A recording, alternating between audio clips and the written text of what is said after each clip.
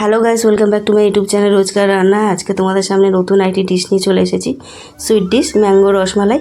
তো এর জন্য আমার 3টে উপকরণ লাগছে, দুধ লাগছে, চিনি লাগছে, আর লাগছে একটা আম। আর এরপর আমি দিয়ে দিচ্ছি, মানে কড়া বসিয়ে দিয়েছি। কড়াটা বসিয়ে দেওয়ার আগে একটু জল দিয়ে দিয়েছি। তার মধ্যে আমার 1 লিটার দুধ লাগছে ছানা করার জন্য। সম্পূর্ণ আমার লাগছে 1.5 লিটার দুধ এটা করার জন্য, ঠিক আছে। তোমরা এবার কন্টিনিউ মানে যেটা তোমরা পরিমাণটা কম বেশি করে নিতে পারো, ঠিক আছে। এবার আমি মানে 1.5 লিটার দুধ দিয়ে সব কিছু করে নিয়েছি ম্যাঙ্গো রসমালাইটা সম্পূর্ণ। তো 1 লিটার দুধ দিয়ে আমি যেহেতু ছানা করছি, 500 দুধ আমার ওটা রসমালাইয়ের জন্য লেগে যাবে। তো এইভাবে আমি দেখো একটু ফুটে এসছে যখন দুধটা, তখন আমি এর মধ্যে দিয়ে দেবো এই ভিনিগার আর জল দুটো আমি মিক্সড করে রেখে দিয়েছিলাম। সেটা আমি এবার কড়ার মধ্যে আস্তে আস্তে করে দিয়ে মানে দুধের মধ্যে দিয়ে দেবো।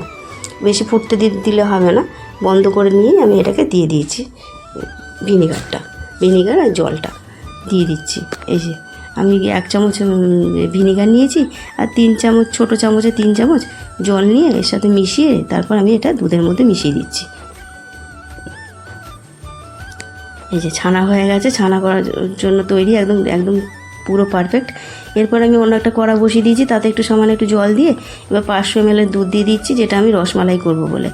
তো এই দেখো কেটে দিয়ে আমি দিয়ে দিচ্ছি। এটাকে ফুটোতে দিতে হবে যেন একদম গাঢ় হয়ে আসে।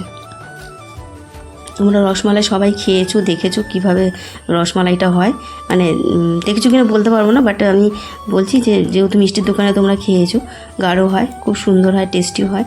তো এরপর আমি 1 চামচ র মিল্ক তুলে নিয়েছি, তার মধ্যে 3 চামচের মতো মিল্ক পাউডার দিয়ে দিচ্ছি। ওটা আমি টেস্টের জন্য আমি দিয়ে দেবো রসমালাইতে। তো এটা ভালোভাবে এটাকে মিশিয়ে নিচ্ছি। দুটো দুধ দেখো ভালো করে মিশিয়ে নিচ্ছি। আর এটা না গরম দুধের মধ্যে দেবে না, এটা ঠান্ডা অবস্থাতেই দেবে। আর তারপরে গ্যাসটাকে চালু করবে, নাহলে লাম্পস পড়ে যাবে, আর দানা দানা হয়ে গেলে ভালো লাগবে না মুখে খেতে। তো যাই হোক, তোমরা এইভাবে মিশিয়ে নিয়ে এবার আমি একটুখানি দুধ তুলে নিয়েছি, ওটা একটু আমি কেশারে দিয়ে দেবো বলে।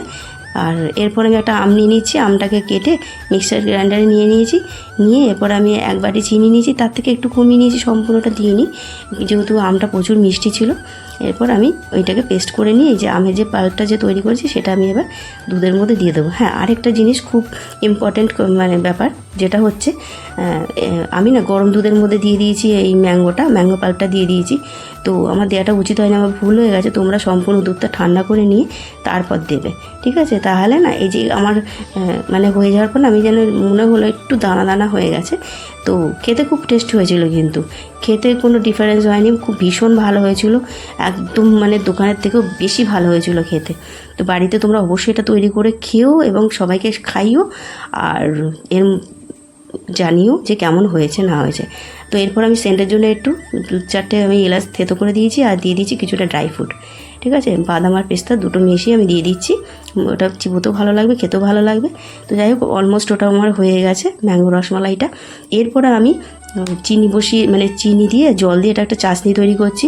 আমি 4 কাপ মতো বড় কাপের মতো জল নিয়েছি, আর যেহেতু এটা তরল করতে হবে, আর 1.5 বাটির মতো, যে বাটিটা দেখলে সেই বাটিটা হলুদ বাটি, সেই বাটির আমি 1.5 বাটি মতো চিনি নিয়ে নিয়েছি। ওটা ভালোভাবে ওটাকে এটা চাচিনি করবো বলে, যেহেতু ওটা চাচিনিটা না পরে আর কোনো কাজে লাগবে না, ওটা ফেলেই দিতে হবে। তো তার মধ্যে আমি কী করেছি, ছানাটা ভালো করে ধুয়ে নিয়ে জলটাকে রিলিজ করে নিয়ে ভালো করে ধুয়ে নিয়ে এবার বড় থালায় ট্রান্সফার করিয়ে নিয়ে এবার ওটাকে আমি দেখো এইভাবে হাত দিয়ে ভালোভাবে মশলে এই যে খুব ভালোভাবে প্রেস করতে হবে। কিন্তু এবার অতিরিক্ত প্রেস করলে হবে না, একটু যেন দানা থাকে, অতিরিক্ত স্মুথ হয়ে গেলে আবার ভালো লাগবে না। তো একটু যেন দানা থাকে, আর এর ময়েশ্চারটাও যেন নষ্ট না হয়ে যায়, স্কিনের যেন একটা গ্লো থাকে, ঠিক আছে, সেই রকমভাবে রাখবে। দেখো খুব একটা দানা মানে খুব একটা স্মুথ হয়নি, একটু দানা ছিল। তার মধ্যে আমি 1 চামচ ছোটো চামচে 1 চামচ ময়দা রেখে দিয়েছিলাম ওটা বাইন্ডিংয়ের জন্য, আর ওটা দিয়ে দিলাম, আর একটু চিনি দিয়ে দিয়েছি 1.5 চামচের মতো ছোটো চামচে, যাতে ওটা ভেতরটা ফ্লাফি হয়।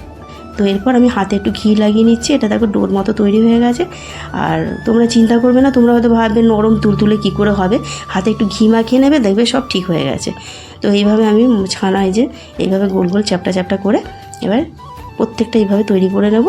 তোমরা বাড়িতে যে যেমনভাবে তৈরি করবে, তো এইভাবে চ্যাপটা করে তৈরি করে নিয়েছি। এবার ছানার যে চ্যাপটার বলগুলো সেগুলো আমি এর মধ্যে দিয়ে দেবো। ফুটন্ত জলে দিতে হবে চাটনিতে, আর হ্যাঁ, বন্ধ করলে হবে না ওভেনটা, ফুটন্ত একদম চাচির মধ্যেই দিয়ে দেবে। আমি এইভাবে দিয়ে দিচ্ছি, ভালোভাবে ফুটতে দিতে হবে, খুব সুন্দরভাবে নাড়তে হবে। যত নাড়বে যত ফুটবে তত এটা ফুলে উঠবে, স্পঞ্জি হবে, আর ভেতরে রসটাও ঢুকবে, খেতেও খুব ভালো হবে। তোমরা অবশ্যই এটা বাড়িতে তৈরি করো, আমার এটা অনুরোধ রইল। হ্যাঁ, আমার এই রিকোয়েস্টটা তোমরা অবশ্যই রাখবে। কমেন্ট সেকশানে কিন্তু প্লিজ তোমরা জানিও, আর বেশি বেশি করে তোমরা শেয়ার করো, লাইক করো, সাবস্ক্রাইব করো। আর কি বলবো তোমাদের সাথে, আর কি তোমাদের কাছে আর কিছু বলার নেই। তো যাই হোক, প্রথম থেকে লাস্ট অবধি সম্পূর্ণ ভিডিওটা তোমরা অবশ্যই দেখো। আর আমার খুব শরীর খারাপ, আমার গলা থেকে আওয়াজই বেরোচ্ছে না, অনেক কষ্টে আমি এই রেকর্ডটা করছি। তো কিছু অসুবিধা হলে তোমরা মাইন্ড করো না, মানিয়ে নিও। তো এরপরে না আমি নাড়তে নাড়তে কাঁচা জলও দিয়ে দিয়েছি। এই জলটাকে না রিডিউস হতে দিলে হবে না চাটনিটা, এটাকে পাতলাই রাখতে হবে। তো এইভাবে তোমাদের যখন দেখবে যে জলটা কমে আসছে, তোমরা কাঁচা জল দেবে, কোনো অসুবিধে নেই। দিয়ে তোমরা এইভাবে নাড়বে, আর নেড়ে নেড়ে এবার দেখবে যে এটা হয়েছে কি না। ঠিক আছে, আমি এবার একটা বাটিতে চেক করে নিচ্ছি যে দেখছি যে হয়েছে কি না। তো আমি একটা চামচ দিয়ে কেটে নিয়েছি, দেখো খুব সুন্দর ভালো হয়েছে, স্পঞ্জিও হয়েছে, খুব নরম হয়েছে। এইভাবে আমি অন্য একটা বাটিতে ট্রান্সফার করে নিয়ে এবার সব কটা তুলে নেব। ঠিক আছে, এইভাবে সব তুলে নেব। তুলে নিয়ে এবার যে ম্যাঙ্গো যে রসমালাইটা তৈরি করেছিলাম তার মধ্যে আমি এবার দিয়ে দেবো। আরেকটা কথা, তোমরা যখন এই যে ছানাটার বলগুলোকে যখন ফোটাতে দেবে না, তখন একটু কালার দিয়ে দেবে, তাহলে দেখতে ভালো লাগবে। আর দেখো এই যে আমার একটু না সন্দেহ হচ্ছিলো, দেখো একটু মনে হচ্ছে যেন সেই কেটে কেটে যেন মনে হচ্ছে যেন গেছে, কিন্তু খেতে খুব ভালো হয়েছিল, বিশ্বাস করো। আর মানে টেস্টের ওপর কোনো কথা বলা যাবে না, এত ভালো হয়েছিল। তো তার মধ্যে আমি একটু গোলাপ জল আর একটু কেওড়া জল দিয়ে দিয়েছি, খুশবুটা আরও ভালো হওয়ার জন্য। এর মধ্যে আমি বলগুলো সব দিয়ে দিলাম। এবার 2-3 মিনিটের মধ্যে একটু রেখে দেবো, রেখে দিয়ে রুম টেম্পারেচারে রেখে তারপর ফ্রিজে ঠান্ডা করে এটাকে পরিবেশন করতে হবে। এটা ঠান্ডা হলেই ভালো লাগবে খেতে। ঠিক আছে, আর দেখো আমি এইভাবে রেখে দিয়েছিলাম 2-3 মিনিটের মতো, বেশিক্ষণ রাখিনি। তো এই যে এইভাবে একটু নেড়ে চেড়ে, বেশি নাড়বো না, ভেঙে যাওয়ার ভয় থাকবে। তো বেশি না নেড়ে এবার এটাকে আমি একটা কাচের বাউলে আমি এবার ট্রান্সফার করিয়ে নেব। হয়ে গেছে আমার, খুব সুন্দরভাবে হয়েছে। আর এইভাবে ম্যাঙ্গো রসমালাই তোমরা বাড়িতে তৈরি করো। আর এই যে দেখো, তোমাদের ভিডিওটা ভালো লাগলে অবশ্যই জানাবে, আমি আরও তোমাদের সামনে ভালো ভালো রেসিপি তুলে নিয়ে আসবো। এইভাবে কাচের এই বাউলে তুলে নিয়ে এবার গার্নিশিং করবো একটু ড্রাই ফ্রুট দিয়ে। দেখো প্রত্যেকটা আমি এইভাবে তুলে নিয়েছি, হয়ে গেল। দেখো ড্রাই ফ্রুট দিয়ে গার্নিশিং করেছি। অবশ্যই তোমাদের ভিডিওটা খুব ভালো লেগেছে। আর সবাই সুস্থ থেকো, ভালো থেকো, টাটা।